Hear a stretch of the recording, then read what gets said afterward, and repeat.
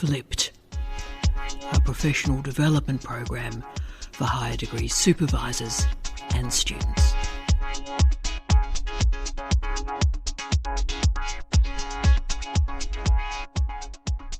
Hello, I'm Tara Brabazon, and welcome to this Flipped professional development session. And we're exploring communication strategies between students and supervisors in difficult times. If I'm ever asked about what causes a breakdown in a supervisory system, I often have two answers. They are maxims for your consideration. Students and supervisors have assumptions, and two, students and supervisors have assumptions that they're unable to communicate to others. Assumptions don't kill a doctorate, but assumptions that are not shared do. Isn't it amazing that we don't teach overtly about the importance of communication between students and supervisors? We are talking today about how to create, how to improve a communication system between students and a student supervisor. And at the end of this session, I offer 5 ideas for us to trial to enhance a student's communication with supervisors and others. This area has some emerging research. Guzev et al. In their fine article in the 2020 journal Higher Education titled their piece, quote, "Superhero or Hands-Off Supervisor," end of quote. They conducted an empirical study of supervisory styles and student satisfaction in Russian universities. They showed that the hands-off supervisor reported the lowest levels of student satisfaction, obviously, but perhaps more intriguingly, they also demonstrated the longest time to degree completion. The superhero supervisor, as you may have guessed, revealed the highest levels of student satisfaction, but also the shortest candidatures. And why were these supervisors so good? Well, one reason was that they performed the managerial, administrative, expert and mentoring functions effectively. So this was a fine piece of research, but this empirical study did not ask why these styles were chosen, because for every great leader, there's a great follower. For every mentor, there's a mentee. For every expert, there is a willing listener who holds the disciplinary literacy to decode those words. So with the focus on great supervisors or dodgy supervisors, superheroes or the hands-off supervisor, we're sort of missing the point. This is not about the supervisor, it's in fact not about the student, it's about the space in between, the space where communication takes place. Communication through much of the last 100 years has been understood as a very simple process. Indeed, this was called the process school of communication. There is a sender of information and the receiver of information. And here we go with the craziness. The receiver supposedly receives the information as the sender intended. Yeah. Right, so think about Twitter or X, think about any text message. The reason why the process school modal trope of communication was so wrong is it assumed that the sender and the receiver shared the same context. This is, of course, wrong.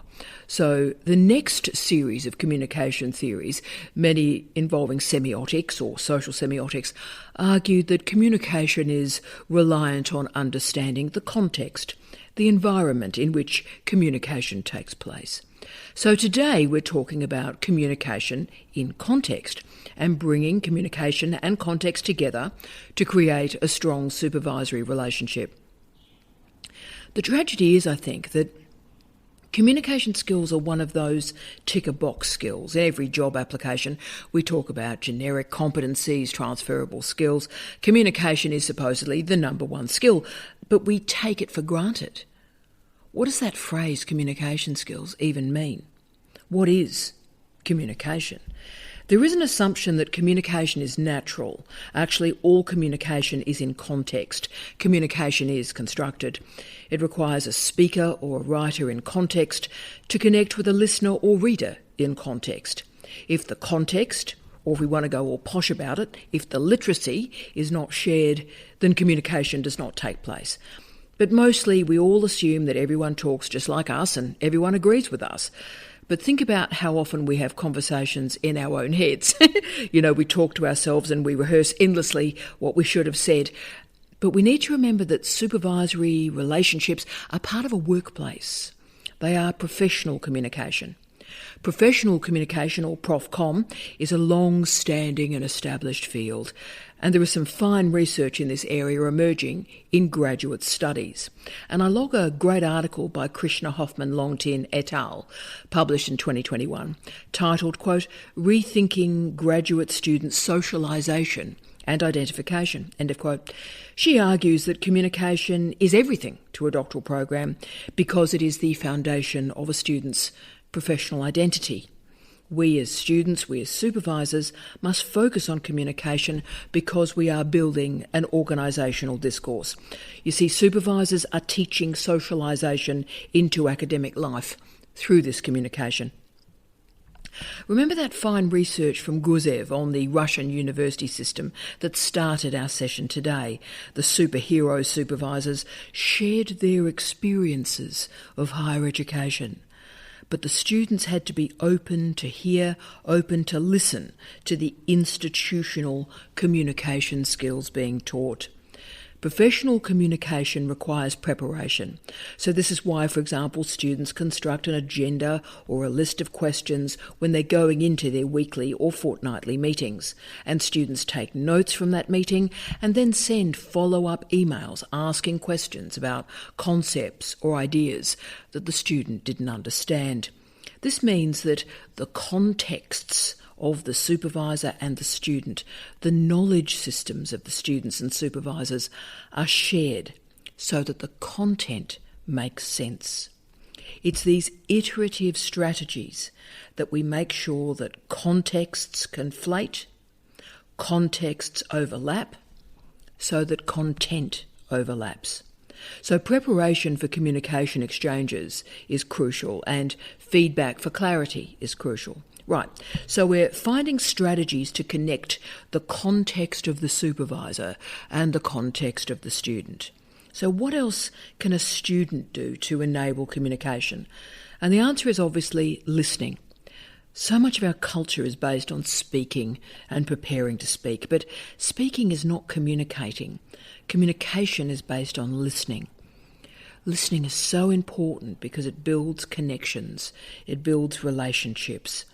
Listening also creates the space for the development of interpretations.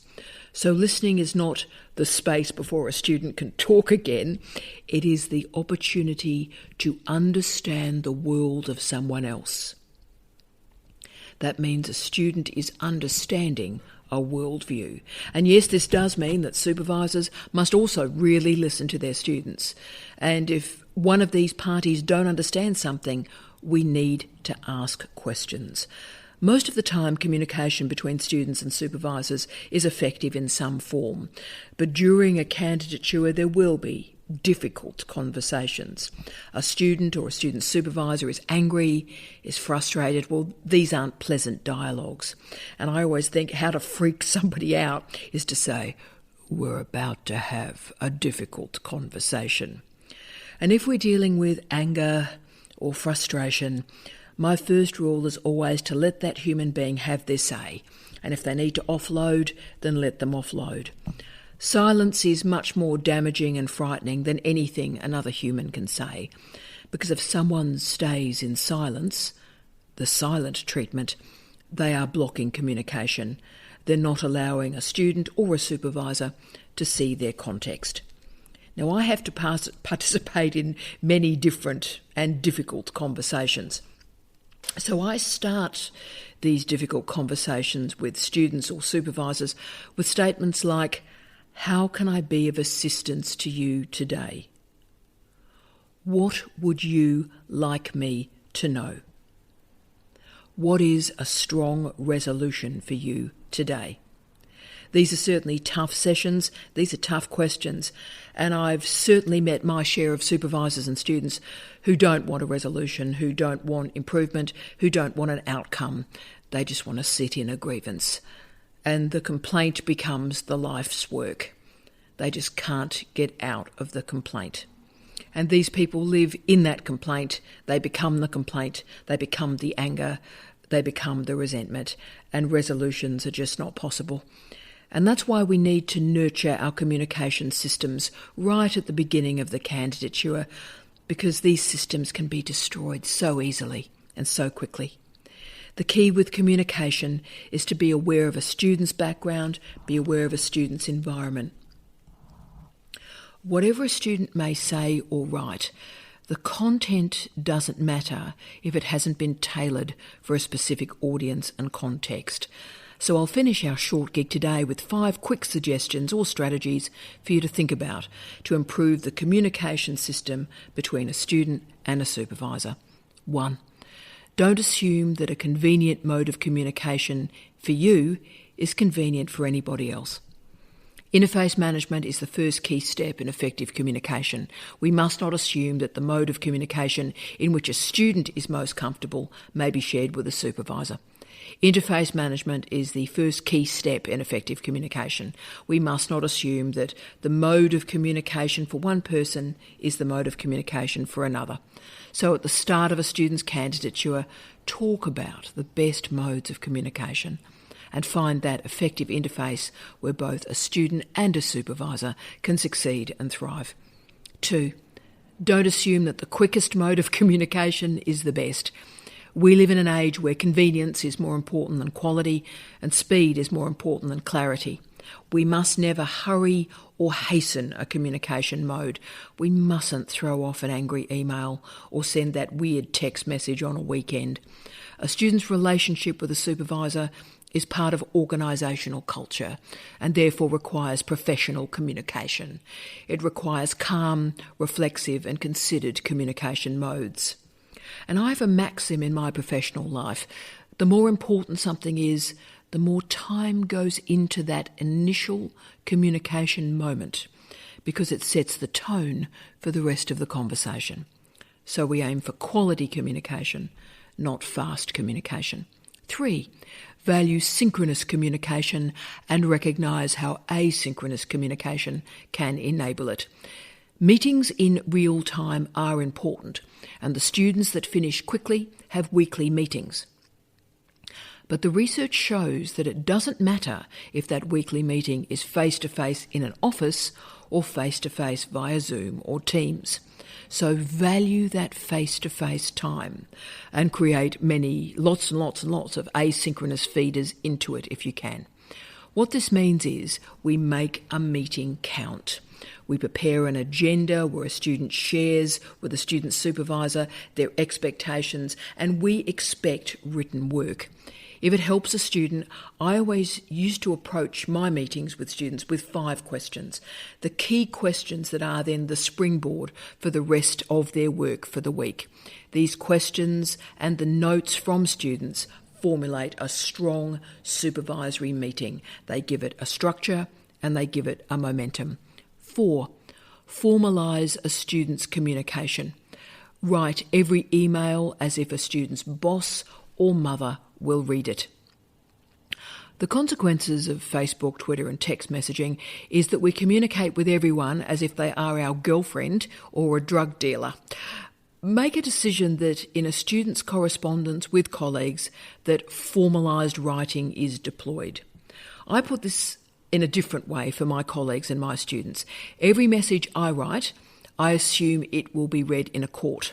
When letters and faxes were written, remember faxes? When faxes were written, they had that formal quality to them. But because email was and is used for leisure and work, there is a blurring between text messages, Facebook Messenger, Instagram comments, and email. So make a decision to formalise student emails. Australians have a tendency to CC half of the population of the Northern Territory into their emails. So we always have to look at what a student has written. Would a student be happy for their supervisor, their mother, their vice-chancellor to read that email? Because the chances these days is that they will. We can bet on a few things. One thing we can bet is the person who we send an email to will not be the only person who reads it. We also have to recognise that the misreading of emails is a site of incredible conflict between students and supervisors. Each year, hundreds of emails are forwarded to me as Dean, and they come from both students and supervisors. And the explanatory note is, this email was a deal breaker for me. At this point now, the relationship is over. And 5, don't assume a student or a supervisor availability for an immediate reply to a message. This is a final difficult truth. We want our supervisors to be superheroes, but Batman has left Gotham City and Superman has been bowed by the kryptonite of COVID. A student supervisor, like most academics in our university now, are tired, really tired. And remember, research is showing that the average academic works 60 hours a week. They don't get days off, they don't get holidays, their family, their friends are neglected. So if a student's colleague or a student supervisor hasn't replied, that is incredibly sad, and I'm really sorry about that. If your supervisor hasn't read the draft, I'm really sorry about that. But that's the point I'm making today about understanding the context around communication. Students and supervisors must talk about their timetables, must talk about their lived reality each week. So for students and supervisors, talk about higher education, talk about the timing of the return of that draft, and that reality will allow a stronger communication system to emerge. Thank you for sharing your time with me today, and I look forward to our seminar.